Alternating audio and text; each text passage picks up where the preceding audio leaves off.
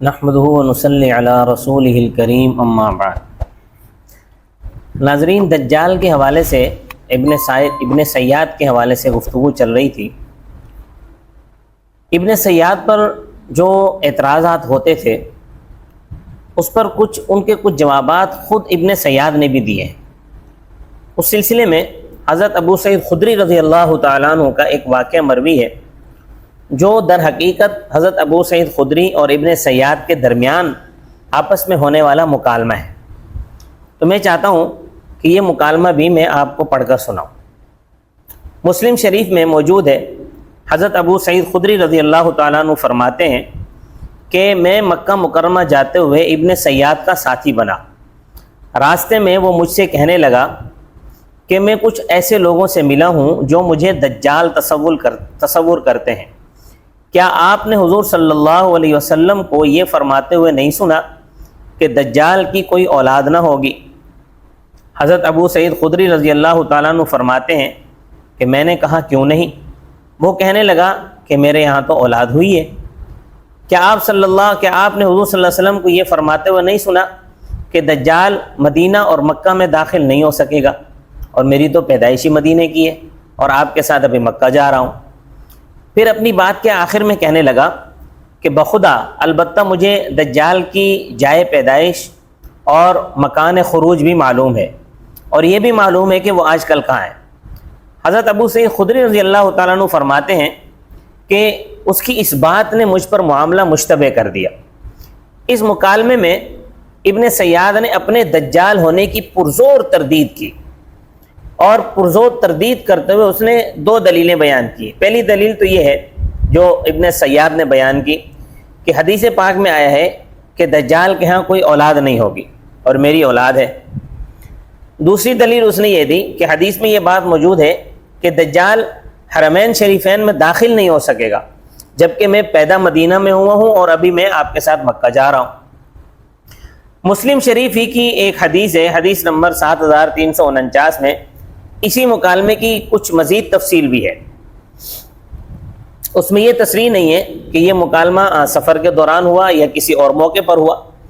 ابن سیاد حضرت ابو سعید خدری رضی اللہ تعالیٰ عنہ سے کہنے لگا کہ میں عام لوگوں کو تو معذور سمجھتا ہوں، لیکن اے اصحاب محمد صلی اللہ علیہ وسلم، میرا اور تمہارا کیا معاملہ ہے؟ کیا اللہ کے نبی نے یہ نہیں فرمایا کہ دجال یہودی ہوگا؟ حالانکہ میں تو مسلمان ہوں۔ کیا آپ صلی اللہ علیہ وسلم نے یہ نہیں فرمایا کہ دجال کے اولاد نہیں ہوگی، جبکہ میری اولاد موجود ہے؟ کیا آپ صلی اللہ علیہ وسلم نے یہ نہیں فرمایا کہ اللہ نے اس کا داخلہ مکہ میں حرام قرار دے دیا ہے اور میں نے تو حج بھی کیا ہوا ہے؟ تو حضرت ابو سعید خدری رضی اللہ تعالیٰ عنہ فرماتے ہیں کہ وہ اسی طرح دلائل دیتا رہا مجھے، اور قریب تھا کہ وہ مجھے اپنی باتوں کے فریب میں جکڑ لیتا۔ اس کے منہ سے یہ بات نکل گئی کہ بخدا مجھے اب بھی پتہ ہے کہ دجال کہاں ہے، میں اس کے ماں باپ کو پہچانتا ہوں۔ تو ابن سیاد سے کسی نے پوچھا کیا تو دجال بننا پسند کرے گا؟ وہ کہنے لگا اگر مجھے اس کی پیشکش کی گئی تو میں اس کو ناپسند نہیں سمجھوں گا۔ تو اس حدیث سے کچھ امور نکھر کر سامنے آ گئے۔ ایک تو یہ کہ دجال یہودی ہوگا اور ابن سیاد مسلمان تھا۔ دوسری یہ کہ دجال بے اولاد ہوگا، ابن سیاد کی اولاد تھی۔ تیسری یہ کہ دجال حرمین میں داخل نہیں ہو سکے گا، جبکہ ابن سیاد نے تو حج بھی کیا ہوا تھا۔ اور چوتھی یہ کہ اگر ابن سیاد کو دجال بننے کی پیشکش کی جائے تو وہ دجال بننے کے لیے آمادہ تھا۔ تو یہ جو دو حدیثیں میں نے آپ کو سامنے بیان کی ہیں، ان دونوں میں ایک قدر مشترک یہ بھی ہے کہ ابن سیاد نے یہ کہا کہ مجھے دجال کی جائے پیدائش کا علم ہے، میں دجال کے ماں باپ کو بھی جانتا ہوں، اور دجال کی جائے سکونت کا بھی مجھے علم ہے، اور یہاں تک کہ اس کے والدین تک کا، اس کے خروج کا بھی مجھے علم ہے۔ اسی قدر مشترک کی وجہ سے حضرت ابو سعید خدری رضی اللہ تعالیٰ عنہ کا ذہن اس بات کی طرف چلا گیا کہ اس کو دجال کے بارے میں اتنی معلومات کہاں سے ملی؟ کہیں یہ خود ہی تو دجال نہیں؟ تو اس لیے ابن سیاد کا معاملہ حضرت ابو سعید خدری رضی اللہ تعالیٰ عنہ پر مشتبہ ہو گیا۔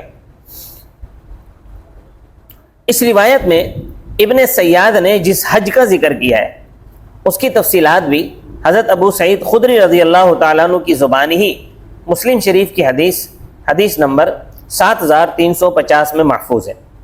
حضرت ابو سعید خدری رضی اللہ تعالیٰ عنہ فرماتے ہیں کہ ہم لوگ حج یا عمرے کے ارادے سے مدینہ منورہ سے مکہ مکرمہ کی طرف روانہ ہوئے۔ ہمارے ساتھ ابن سعید بھی ہو گیا۔ راستے میں ہم نے ایک جگہ پڑاؤ ڈالا تو لوگ متفرق ہو گئے، میں اور ابن سیاد قافلے کی جگہ پہ رہ گئے۔ حضرت ابو سعید خدری فرماتے ہیں کہ مجھے ابن سیاد سے انتہائی وحشت ہونے لگی، کیونکہ لوگ اس کے بارے میں اچھی رائے نہیں رکھتے تھے۔ اتنے میں وہ اپنا سامان اٹھائے میری طرف آ گیا اور سامان اٹھا کر اس نے میرے ساتھ ہی اپنا سامان رکھ دیا۔ میں نے اس سے کہا کہ گرمی کی شدت بہت ہے، تم اپنا سامان فلاں درخت کے نیچے رکھ لو۔ تو اس نے کہا اچھا ہے، وہ مان گیا اور اپنا سامان وہاں لے جا کر رکھ دیا۔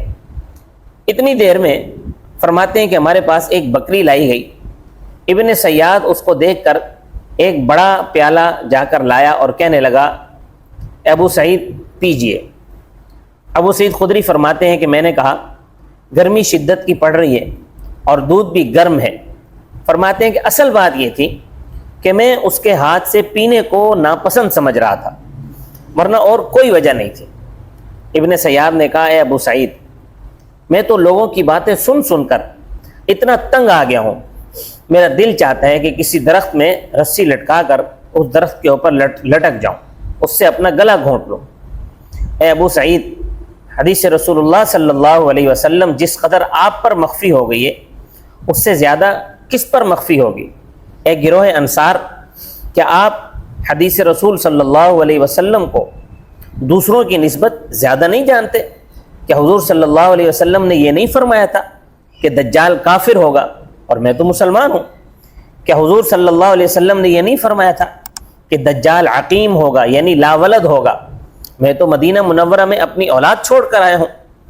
حضرت ابو سعید خدری فرماتے ہیں کہ قریب تھا کہ میں ابن سیاد سے معذرت کر لوں اور اس کے ہاتھ سے دودھ لے کر پی لوں کہ وہ ایک دم کہنے لگا بخدا البتہ اتنی بات ضرور ہے کہ میں دجال کو، اس کی جائے پیدائش کو اور موجودہ اس کے رہنے کی جگہ کو بھی پہچانتا ہوں۔ حضرت ابو سعید خدری رضی اللہ تعالیٰ عنہ فرماتے ہیں کہ میں نے اس سے کہا کہ تو ہلاک ہو جا۔ حضرت ابو سعید خدری رضی اللہ تعالیٰ عنہ کا جو مکالمہ دجال کے ساتھ ہوا وہ آپ نے سماعت فرمایا۔ اس میں نکتے کی بات یہ ہے کہ دجال نے اپنے رنج اور افسوس کا اظہار تو کیا لیکن غصہ ظاہر نہیں کیا، جبکہ حضرت ابن عمر رضی اللہ تعالیٰ عنہما کے ساتھ ہونے والے مکالمے میں ابن سیاد انتہائی غضبناک اور غصے میں بھرا ہوا نظر آتا ہے، گو کہ اس کی وجہ کچھ بھی ہو۔ مسلم شریف میں حدیث نمبر 7360 ہے، اس کی تفصیل بیان ہوئی ہے۔ وہ اس طرح کہ حضرت عبداللہ ابن عمر رضی اللہ تعالیٰ عنہ فرماتے ہیں کہ میں ابن سیاد سے 2 مرتبہ ملا۔ پہلی مرتبہ جب میں اس سے ملا تو ایک آدمی سے اس کے سامنے ہی پوچھا کہ تمہارے سامنے یہ حدیث بیان کی گئی ہے کہ ابن سیاد ہی دجال ہے؟ تو اس نے کہا بخدا نہیں۔ میں نے کہا واللہ تو مجھ سے جھوٹ بول رہا ہے، تم ہی میں سے تو کسی نے مجھے یہ بتایا تھا کہ وہ اس وقت تک نہیں مرے گا جب تک کہ تم میں سب سے زیادہ مال اور اولاد نہ ہو جائے، اور آج کل ابن سیاد کا یہی حال ہے، اس کے پاس مال بھی بہت ہے، اولاد بھی اس کی بہت ہے۔ تو فرماتے ہیں کہ ہم یہی باتیں کر رہے تھے، ابن سیاد ہم سے جدا ہو گیا۔ فرماتے ہیں کہ دوسری مرتبہ جب میں ابن سیاد سے ملا تو اس کی آنکھیں متورم تھیں۔ میں نے اس سے کہا کہ یہ میں کیا دیکھ رہا ہوں، تیری آنکھ کو کیا ہوا ہے؟ وہ کہنے لگا کہ مجھے کچھ نہیں پتا۔ میں نے کہا تیرے سر میں ہیں یہ آنکھیں اور تجھے ہی نہیں پتا؟ ابن سیاد کہنے لگا اگر اللہ نے چاہا تو اس کو تیری اسی لاٹھی میں پیدا کر دے گا۔ یہ کہہ کر اس نے گدھے کی آواز میں اتنی زور سے وہ چیخا کہ اس سے پہلے کبھی ایسی چیخ نہیں سنی تھی۔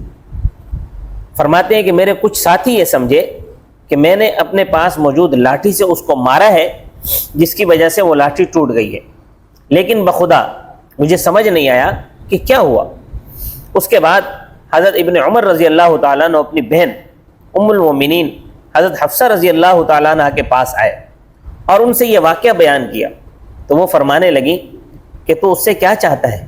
کیا تجھے پتہ نہیں کہ حضور صلی اللہ علیہ وسلم نے فرمایا تھا کہ وہ کسی بات پر غصہ ہو کر باہر نکلے گا، کسی بات پر غضبناک ہو کر نکل آئے گا۔ مسلم شریف ہی میں اسی حدیث سے پہلے والی حدیث میں اس بات کی صراحت بھی ہے کہ حضرت ابن عمر کی اس بات پر وہ غصے سے پھول کر اتنا موٹا ہو گیا تھا کہ پوری گلی اس سے بھر گئی تھی، اس کے وجود سے بھر گئی تھی۔ حضرت حفصہ رضی اللہ تعالیٰ عنہ کو جب اس واقعے کی خبر ملی تو وہ گھبرا گئی کہ کہیں یہی دجال نہ ہو اور میرے بھائی کے غصہ دلانے کی وجہ سے خروج کر دے۔ یہ ایک معرکۃ الآراء بحث ہے کہ آیا ابن سیاد ہی دجال تھا، دجال اکبر تھا، یا ابن سیاد کوئی اور تھا اور دجال کوئی اور ہے؟ اس پر کوئی حتمی رائے قائم کرنا بہت پیچیدہ مسئلہ ہے، بہت مشکل مرحلہ ہے، کیونکہ اکابر علماء دو گروہوں میں بٹے ہوئے ہیں۔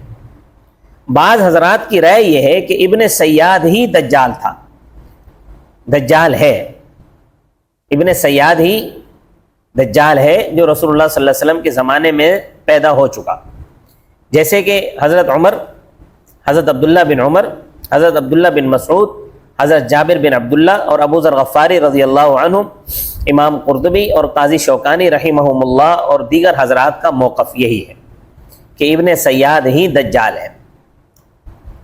اور دوسرا گروہ اکابر ہی علماء کا ہے جن میں اکثر جمہور اور اہل علم کی رائے یہ ہے کہ ابن سیاد الگ ہے، دجال الگ ہے، یہ دو الگ الگ شخصیت ہیں۔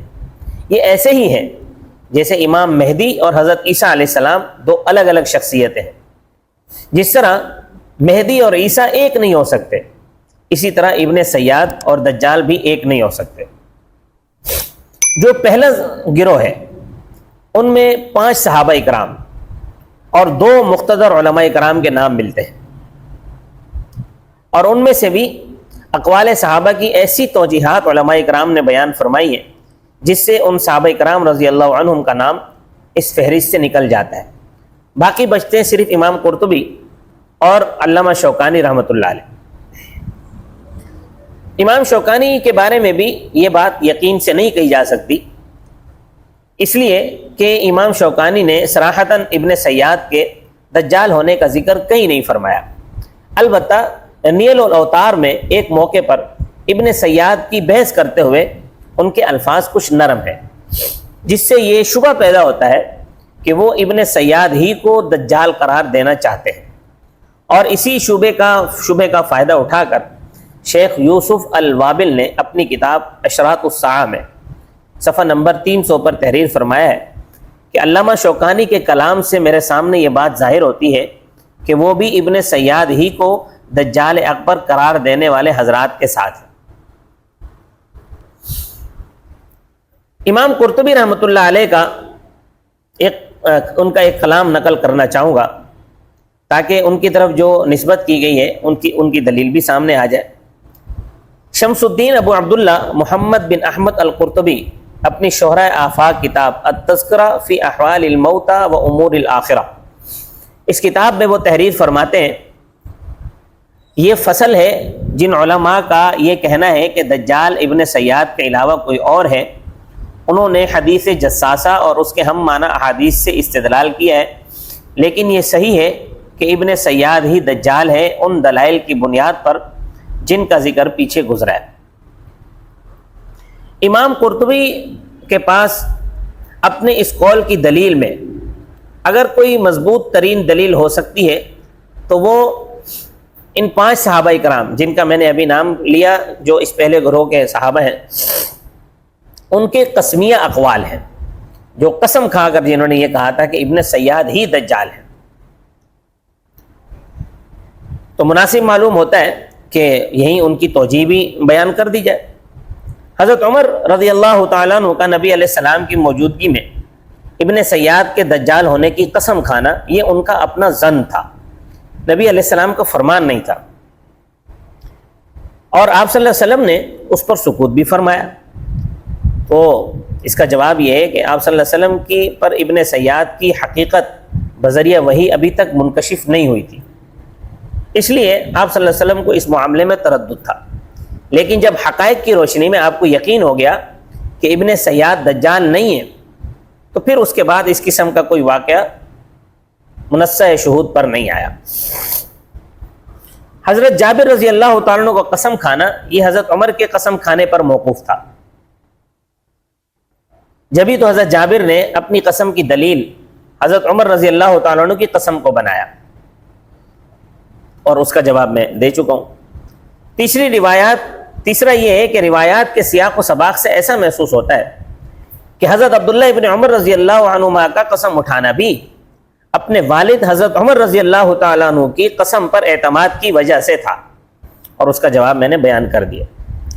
اب حضرت عبداللہ ابن مسعود اور حضرت ابو ذر غفاری رضی اللہ تعالیٰ عنہما کا قسم اٹھانا تو ممکن ہے کہ انہوں نے ابن سیاد کے بعد والے حالات کو دیکھ کر یہ فیصلہ صادر کیا ہو کہ اگر یہ دجال اکبر نہ بھی ہوا تو کم از کم اس کے دجال ہونے میں تو کوئی شک نہیں ہے، اور یہ حدیث میں پہلے بیان کر چکا ہوں کہ قیامت سے پہلے 30 کذاب اور دجال ہوں گے، ان میں سے ایک ابن سیاد بھی صحیح۔ امام قرطبی رحمۃ اللہ علیہ کی دلیل ایک واقعہ ہے، جو واقعہ سیف بن عمر نے اپنی کتاب الفتوح والردہ میں نقل کیا ہے۔ یہ بڑا عجیب واقعہ ہے۔ وہ یہ ہے کہ جب مسلمانوں نے ابو صبرہ نامی امیر کی قیادت میں سوس ایک قلعہ تھا اس کا محاصرہ کر لیا، تو ان دونوں وہاں کا حاکم ہرمزان کا بھائی شہربان تھا۔ مسلمانوں نے قتال اور محاصرے کے ذریعے اہل سوس کا ناطقہ بند کر دیا تھا۔ ایک دن شہر کی فصیل پر کچھ پادری اور بشپ آئے اور کہنے لگے کہ اے گروہ عرب، ہمارے علماء اور متقدمین حضرات نے ہمیں یہ بات بتائی ہے کہ یہ جو سوس کا قلعہ ہے اس کو دجال یا ایسی قوم فتح کرے گی جس قوم میں دجال ہوگا۔ اگر تم میں دجال ہے تو تم اس کو فتح کر لو گے، اور اگر دجال تم میں موجود نہ ہو تو خام میں ہمیں اپنے حصار میں رکھ کر اپنے آپ کو مشقت میں مبتلا نہ کرو اور ہمیں بھی پریشان نہ کرو۔ اتفاق کی بات یہ ہے کہ اس لشکر میں ابن سیاد موجود تھا۔ یہ سن کر ابن سیاد سوس کے دروازے پر آیا اور اپنے پاؤں سے دروازے کو اس نے ٹھوکر ماری اور کہا کھل جا۔ اسی وقت قلعے کے دروازے کی زنجیریں ٹوٹ کر گر گئیں، تالے ٹوٹ کر گر گئے اور دروازے کھل گئے، مسلمان شہر سوس میں داخل ہو گئے۔ اسی طرح ابو نعیم نے تاریخ اصبہان میں حسان بن عبد الرحمن کی زبانی اس کے والد عبد الرحمن کا یہ واقعہ نقل کیا ہے۔ فرماتے ہیں کہ جب ہم نے اصفہان کو فتح کر لیا، ہمارے اور یہودیہ کے درمیان ایک فرسخ کا فاصلہ رہ گیا، تو ہم وہاں جاتے اور غلہ لے کر آتے۔ فرماتے ہیں کہ ایک دن میں یہودیہ پہنچا تو وہاں میں نے دیکھا کہ یہودی دف بجا رہے ہیں اور خوب آراستہ و پیراستہ ہیں۔ تو میں نے اپنے دوست سے پوچھا کہ آج خیر تو ہے؟ یہودی جو ہے بڑی خوشی منا رہے ہیں اور بڑے آراستہ و پیراستہ ہوئے ہیں۔ اس نے کہا اہل عرب پر جس بادشاہ کی سرکردگی میں ہم فتح یاب ہوں گے وہ تشریف لائے ہیں۔ تو فرماتے ہیں کہ وہ رات میں نے اسی چھت پر گزاری، نماز فجر پڑھی، طلوع آفتاب کے بعد میں نے لشکر کی طرف نظر کی تو دیکھا ایک آدمی پر ریحان کا قبہ سجا ہوا ہے اور یہودی اس کو خوب سنوار رہے ہیں۔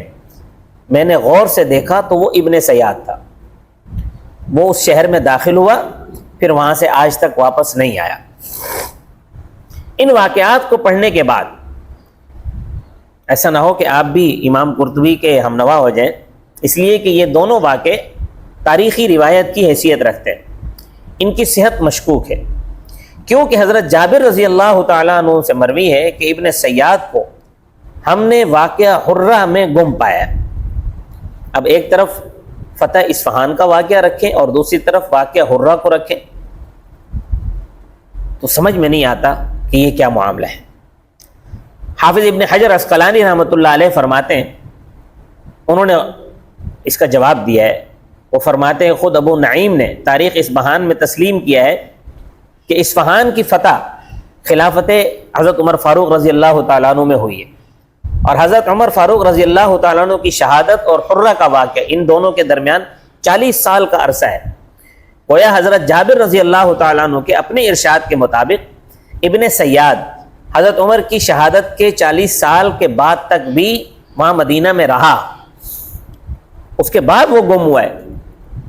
اور جو ابھی واقعہ امام قرطبی کا جو میں نے بیان کیا ہے، جو جس سے امام قرطبی دلیل پکڑتے ہیں، وہ 40 سال پہلے کا ہے، جس سے یہ پتہ چلتا ہے کہ ابن سیاد واقعہ حرہ سے 40 سال پہلے یہودیوں کے پاس جا چکا تھا۔ اس قدر واضح تضاد اور تعارض کے ہوتے ہوئے یہ تاریخی روایات کیوں کر قابل اعتماد ہو سکتی ہیں؟ امام قرطبی رحمۃ اللہ علیہ کا ان کے سہارے اپنے نظریات کی تعمیر کرنا یہ کہاں تک صحیح ہو سکتا ہے؟ امام بہقی رحمۃ اللہ علیہ نے حضرت تمیم داری رضی اللہ تعالیٰ عنہ کی حدیث پر بھی کلام کیا ہے۔ یہاں سے آگے یہ تو جو ان حضرات کا گروہ تھا جو یہ کہتے تھے کہ ابن سیاد ہی دجال ہے، ان کے دلائل اور جوابات نقل کیے، میں نے بیان کر دیے۔ دوسرے جو علماء ہیں، جمہور علماء، جن کا یہ قول ہے، جن کا یہ نظریہ ہے کہ ابن سیاد دجال نہیں ہے، ہاں البتہ چھوٹا دجال ضرور ہو سکتا ہے لیکن دجال اکبر نہیں ہے۔ انشاءاللہ ان کے اقوال اور ان کے دلائل اگلی قسط میں بیان کروں گا۔ اللہ تبارک و تعالی مجھے اور آپ کو دجال کے فتنے سے محفوظ فرمائے۔ وما علینا الا البلاغ المبین۔